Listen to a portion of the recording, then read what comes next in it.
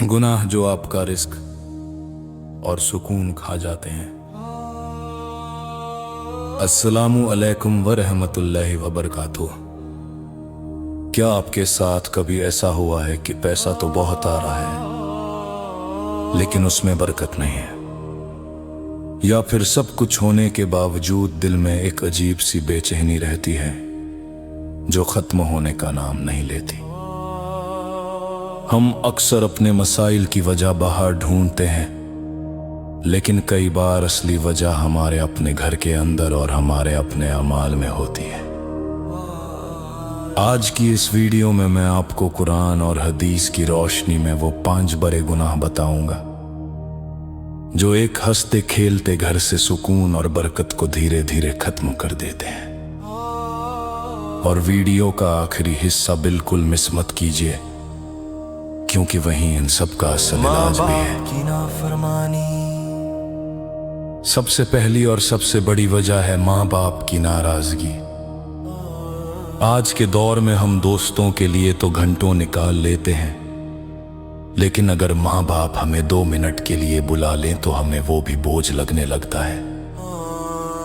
लेकिन याद रखिए, नबी करीम सौल ने फरमाया, अल्लाह की रज़ा बाप की रज़ा में है। अगर आपके माँ बाप आपसे दुखी हैं तो सोचिए आपकी दुआएं कैसे कबूल होंगी। आप चाहे कितनी भी नफल नमाजें पढ़ लें, लेकिन अगर माँ बाप की दिल आजारी हो रही है तो घर में सुकून नहीं आएगा, क्योंकि जहां माँ बाप की आह निकलती है वहीं से बरकत के दरवाजे बंद हो जाते हैं। दूसरी वजह, सूद का कारोबार। दूसरी चीज जो आज हमारी जिंदगी और हमारी नस्लों को बर्बाद कर रही है वो है सूद यानी ब्याज। आज लोग सोचते हैं कि लोन लेकर घर बड़ा हो जाएगा, गाड़ी आ जाएगी, जिंदगी आसान हो जाएगी। लेकिन कुरान में अल्लाह ताला ने सूद के खिलाफ जंग का ऐलान किया है। सोचिए, क्या कोई इंसान अल्लाह से जंग जीत सकता है? जब कमाई में हराम शामिल हो जाता है तो पैसा तो दिखाई देता है, लेकिन उसमें बरकत नहीं रहती, और वही पैसा आगे चलकर बीमारियों, झगड़ों और परेशानियों की वजह बन जाता है।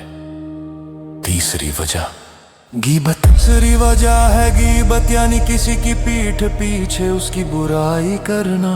आजकल ये हमारी बैठकों का सबसे बड़ा हिस्सा बन चुका है। हम बैठते हैं और शुरू हो जाती है किसी की बुराई। लेकिन कुरान इस गुनाह को बहुत सख्त अंदाज में बयान करता है। कुरान कहता है, क्या तुम में से कोई ये पसंद करेगा कि अपने मरे हुए भाई का गोश्त खाए? यानी गीबत करना ऐसा है जैसे अपने मरे हुए भाई का गोश्त खाना।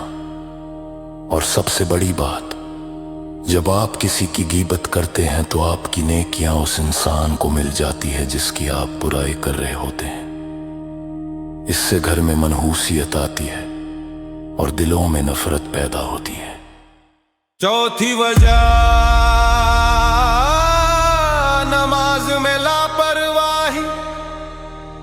चौथी वजह है नमाज में लापरवाही।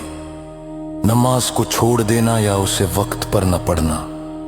सोचिए, रिस्क देने वाला अल्लाह है और हम उसी के दरबार में हाजिरी देना छोड़ देते हैं। खास तौर पर फजर की नमाज।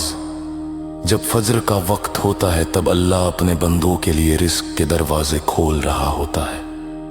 लेकिन अफसोस, उस वक्त हम में से बहुत से लोग गहरी नींद में सो रहे होते हैं। याद रखिए, नमाज सिर्फ एक फर्ज नहीं है, नमाज कामयाबी की कुंजी है। अगर आप चाहते हैं कि आपके कामों में आसानी आए और रास्ते खुले तो मुसल्ले से अपना रिश्ता मजबूत कीजिए। 5 वजह शुक्र की कमी। 5वीं और बहुत अहम वजह है नाशुक्री। हम हमेशा उन चीजों का दुख मनाते रहते हैं जो हमारे पास नहीं है, लेकिन हम उन हजारों नेमतों को भूल जाते हैं जो अल्लाह ने हमें कि नामान दी है। अल्लाह पाला पराल में शर्माता है, अगर तुम शुक्र करोगे कि मैं तुम्हें और जागा दूंगा, इसलिए आपसे एक आदत आने जी, हर हाल में तही अल्हम्दुलिल्लाह। हर देखे कैसे आपकी जिंदगी में सुकून दिया आएगा, पर बरकत दें। बस वीडियो को शतकाल जाड़िया समझकर जरूर शेयर कीजिए, चाकुता आपकी चैन से किसी की जिंदगी बदल जाए। अल्लाह हम सबको शह रास्ते पर चलने की तौफीक अता फरमाए, आमीन।